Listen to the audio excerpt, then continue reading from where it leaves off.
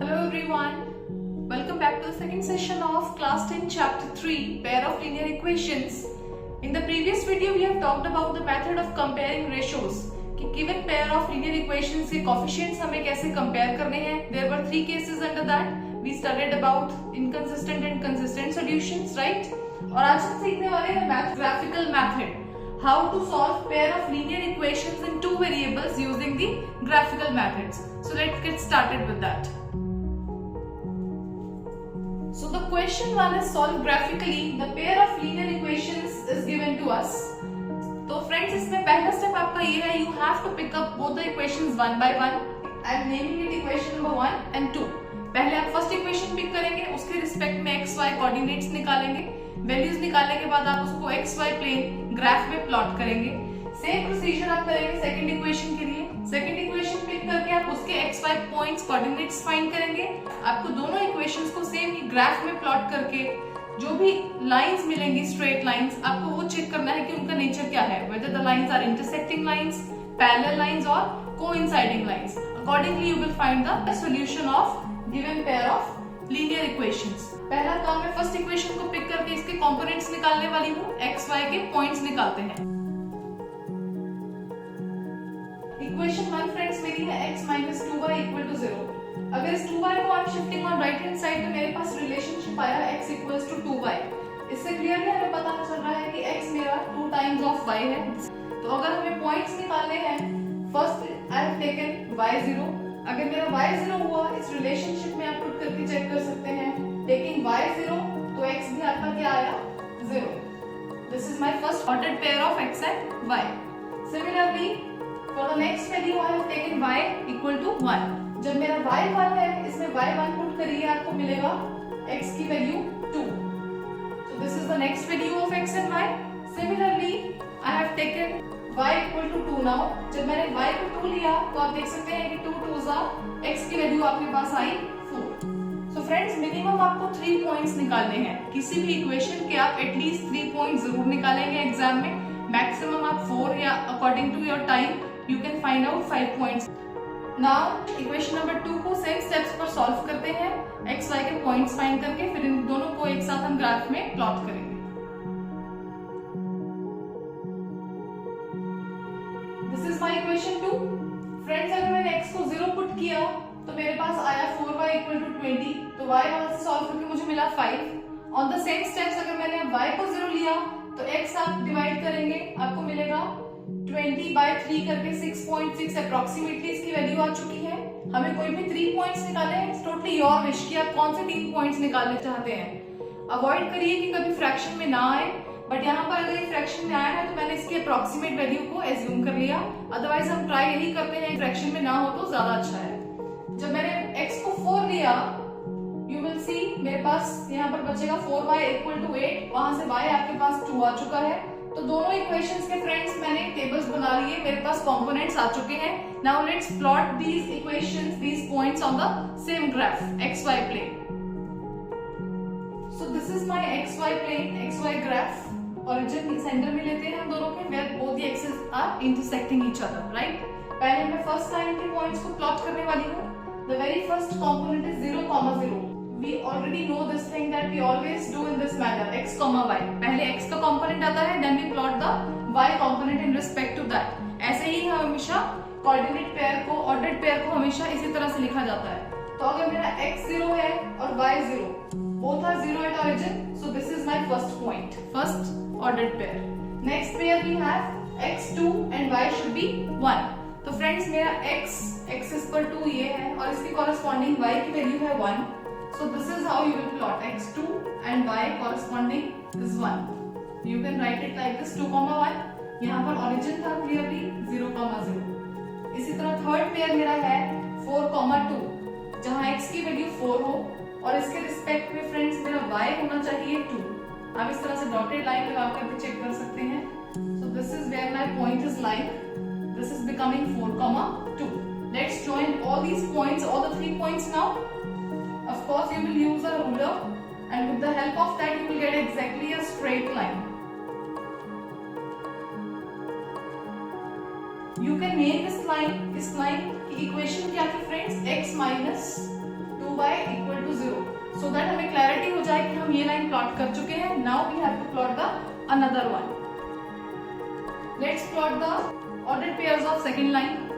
0, 5. Very first pair is 0, 5 means x 0 हो और y 5. हमें पता है ऐसा y एक्सिस पर ही पॉसिबल है जहाँ x 0 होता है और वहाँ सिर्फ y की वैल्यू लाई करती है.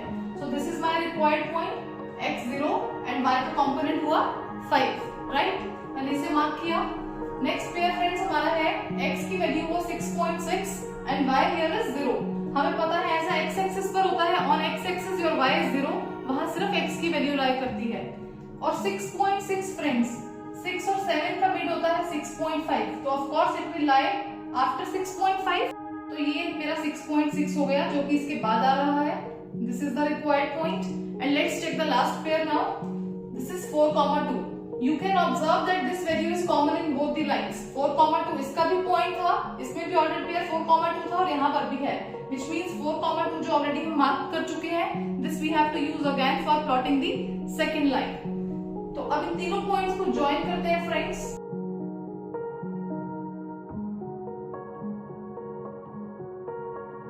अब इस लाइन की इक्वेशन का जो नेम था 3x plus 4y equals to 20. इससे पता लगा कि मेरी सेकंड इक्वेशन प्लॉट हो चुकी है.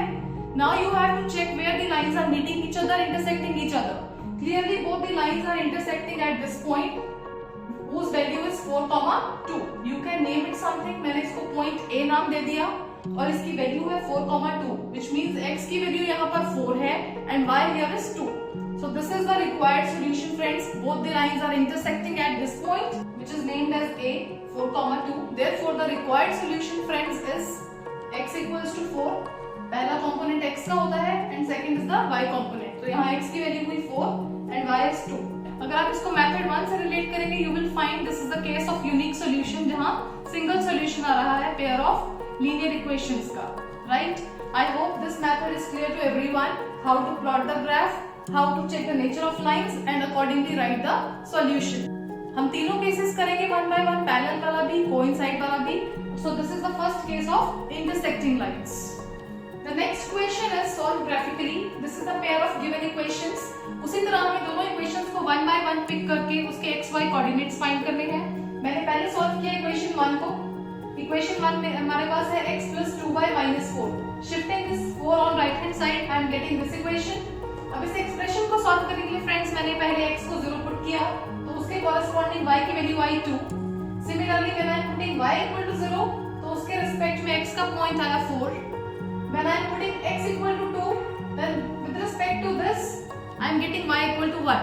तो मेरे फर्स्ट इक्वेशन के तीनों कोऑर्डिनेट्स आ चुके हैं. Similarly we will solve the equation 2 now I am picking equation 2 which is 2x plus 4y shifting 12 on right hand side.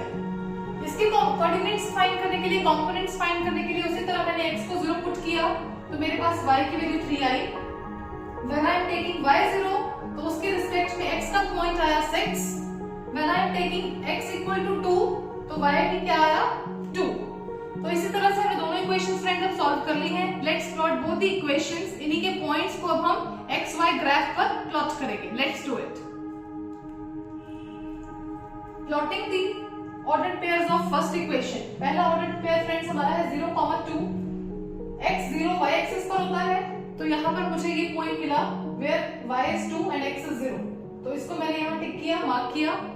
Next ordered pair हमारा है x की वैल्यू 4 and y 0. हमें पता है ऐसा x एक्सिस पर होता है कि x एक्सिस पर y की वैल्यू 0 होती है और सिर्फ x का पॉइंट एग्जिस्ट करता है. तो यहाँ पर x पॉजिटिव 4 है which means this is the required point 4, 0. And the third ordered pair is where x is 2, y 1. x 2 चाहिए हमें और इसके रिस्पेक्ट में y positive 1. So this is the required point. So let's join all the 3 points. So friends ये आपकी first equation plot हो चुकी है. इसका नाम आप यहाँ लिख सकते हैं. This is x plus 2y equal to 4. Similarly you have to plot the coordinates of second equation. So the first ordered pair here is x0 and y3. तो y एक्सिस पर एक पॉइंट लाई करेगा जहां x0 है और y की value है +3. This is the required point. Next we have x6 and y0. clearly it will lie on the x-axis. So this is the point 6, 0.